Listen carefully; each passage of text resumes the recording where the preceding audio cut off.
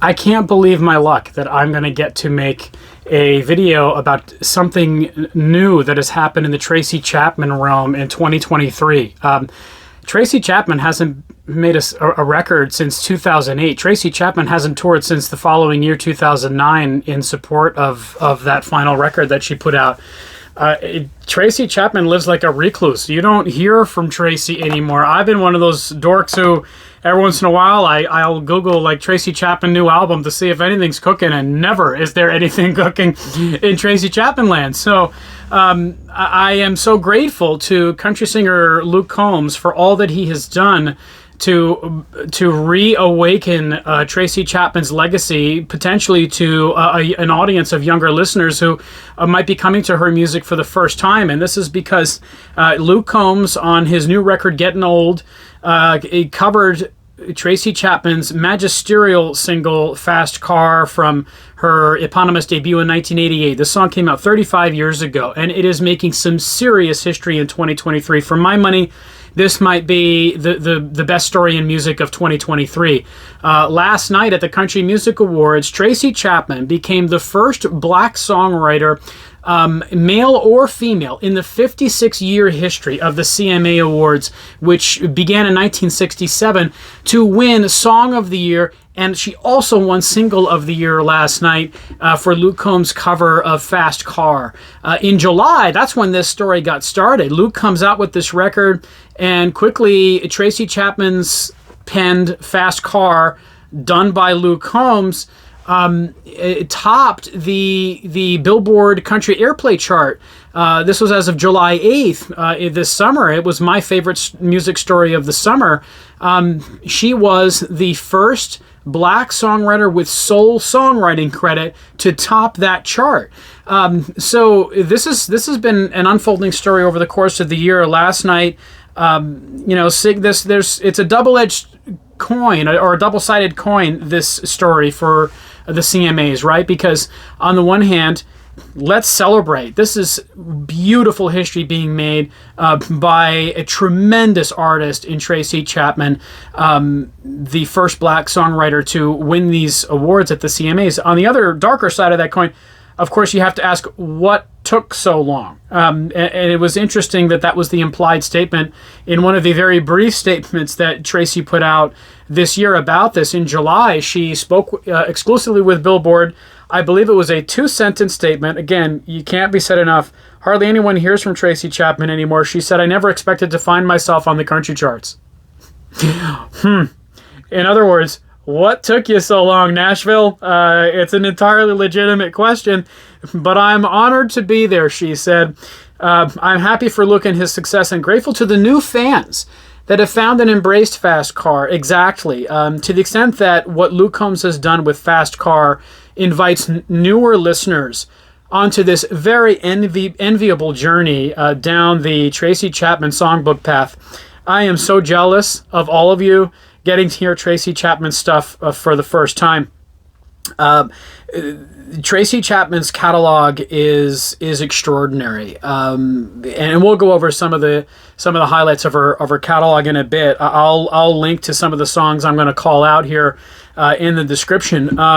But Tracy Chapman, it's a beautiful thing anytime there's Tracy Chapman news, because there's been so little of it since her last record. But that's also why her sporadic appearances in the last 15 years since the release of that last album in 2008 have been momentous occasions. I mean, when she showed up in April 2015 on one of the final episodes of Late Show with David Letterman and did an absolutely crushing, heartbreaking cover of Benny King's Stand By Me.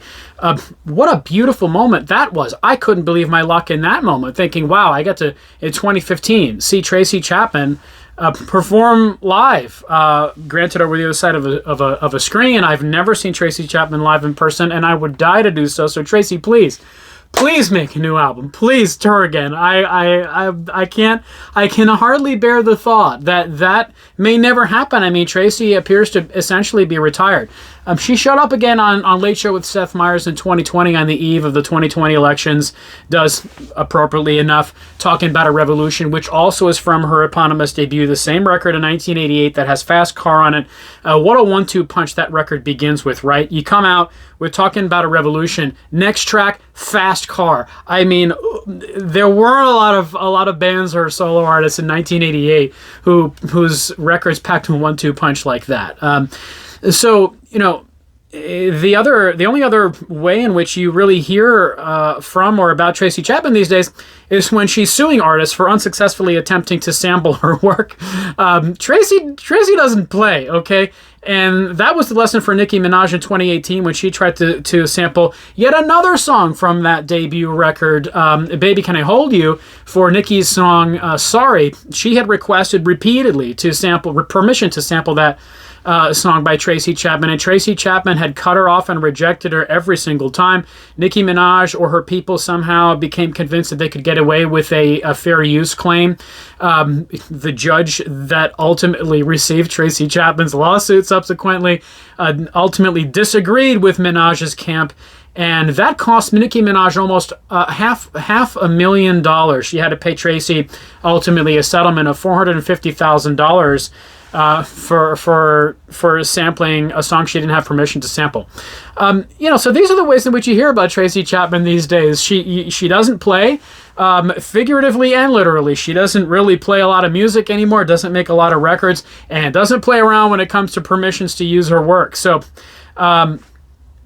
other artists who love her work, that's great, but beware, you can't touch her work because she will slap you around real good, as she did with Nicki Minaj. But you know, it's also no surprise that Tracy didn't show up for the Country Music Awards last night.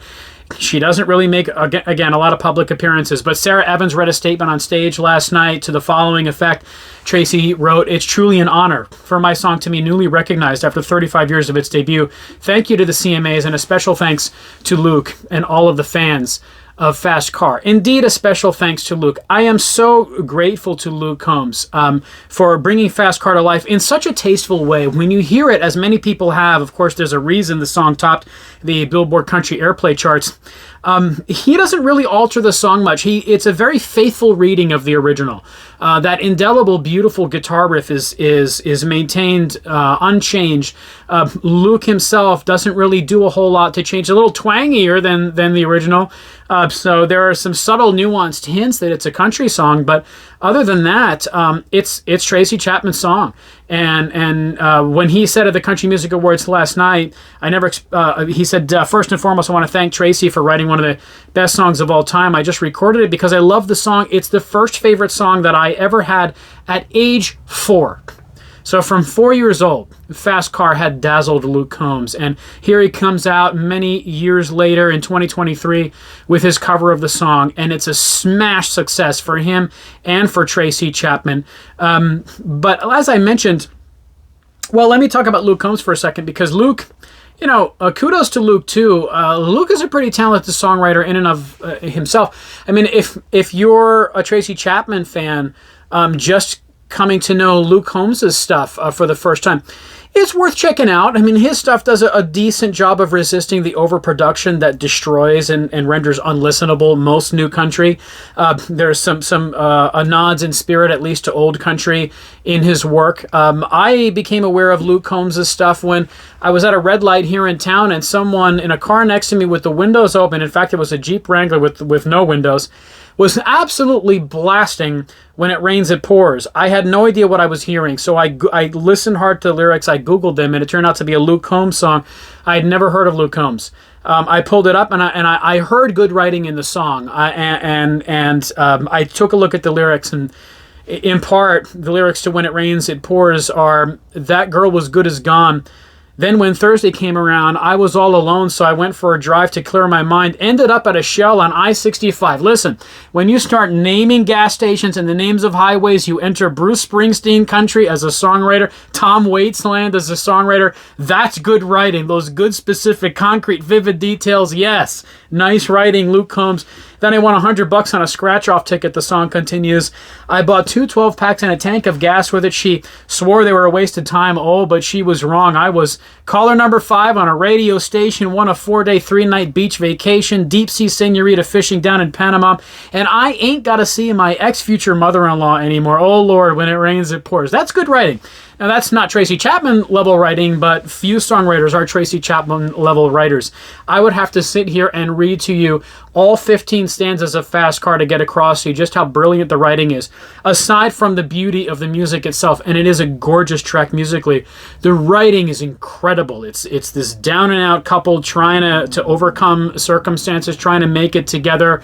There's a lot of sort of darkness and gloom to the song, but also hopes and dreams as well. Tracy Chapman covers that wide gamut of emotional experience with a tender kindness and a detail that is all her own. And of course, there's that rich, gorgeous, immensely powerful voice that Tracy brings to all her stuff. So on that note, if you are coming to Tracy Chapman's work for the first time, welcome to the Tracy Chapman realm. As I mentioned, I am so envious of you. I mean, when I was in grad school, her stuff, Let It Rain, came down in 2002, Telling Stories in 2005.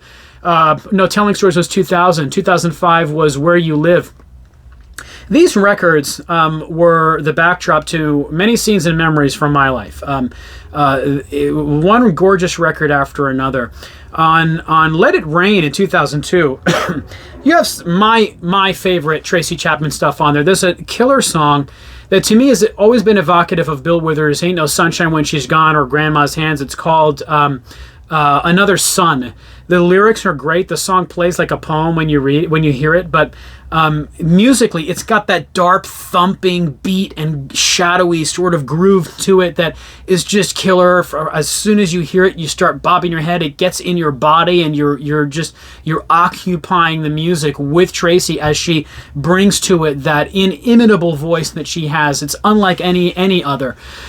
So check out, if you're new to Tracy Chapman stuff, check out that record. There are some outstanding instant classics in Tracy Chapman's catalog there. You've got Another Sun, you've got You're the One, another great almost sort of acoustic gospel tinge track with a really jumpy beat to it. You've got Hallelujah, similar in spirit and groove to You're the One. Telling Stories in 2000 opens with one of her greatest songs. The title track there is an instant classic. But the second half of Telling Stories from 2000 is really distinctive in Tracy's catalog. It's a much quieter second half. It's mostly just Tracy and her guitar. Paper and Ink is emblematic of that approach to the second half of that record. Whispery, gorgeous. You feel a lot of solitude and aloneness in the work on that particular track. I used to listen to it walking around the cold streets of New York City as a grad school student back then, and it was just beautiful. Earlier on in her catalog, you got to hear the debut. Okay, her second album in 1989 was Crossroads, and there's another instant classic on there called Born to Fight. If you're new to Tracy Chapman, thanks to Luke Combs, check that one out. And if you are a fan of country music, you're going to hear a little bit of that kind of acoustic though twang in just the playing on there. There's that kind of an attitude on that great song. And then 1992, she comes out with Matters of the Heart, another absolute instant classic. Starts off that record in Bang Bang Bang. It's a great, just tremendous Tracy Chapman song. There's just so much to love in Tracy Chapman's catalog, so much to listen to. 2005, Where You Live, she's got that great song on there called America. It's one of the most tightly structured, most melodic, mostly acoustic-driven songs in her catalog. Of course, you've got Gimme One Reason, the big one from her mid-90s record. That was the huge smash hit. Overplayed at this point. If you're already sick of that song, I get it. I could still listen to it all day long. And for me, it's just that voice, guys. It's that voice that is so resonant, that voice that just comes from the depth of something primal about what it is to be human that no one can imitate, no one can replicate. It's all Tracy Chapman's own. And thanks to Luke Combs, thanks to his very faithful, reverent cover of Fast Car, Tracy Chapman has made history multiple times this year. As I said, for me, it's one of the greatest stories in music of the year. And if you're coming to her music for the first time because of that, welcome to the fold. You're in for a treat. Let me know in the comments what that journey is like for you. I will, in the description of this video, link out to a number of Tracy Chapman songs that I think you have to hear if you're just being introduced to her song catalog now. So check out the news, check out the stories on this momentous occasion in Tracy Chapman's career, and Luke Combs is secondarily as the guy who covered the song. But Tracy Chapman, guys, last night at the CMAs, making history as the only black songwriter in the 56-year history of the Country Music Association Awards to win Song of the Year, and she also won Single of the Year. It's a great story for music in 2023.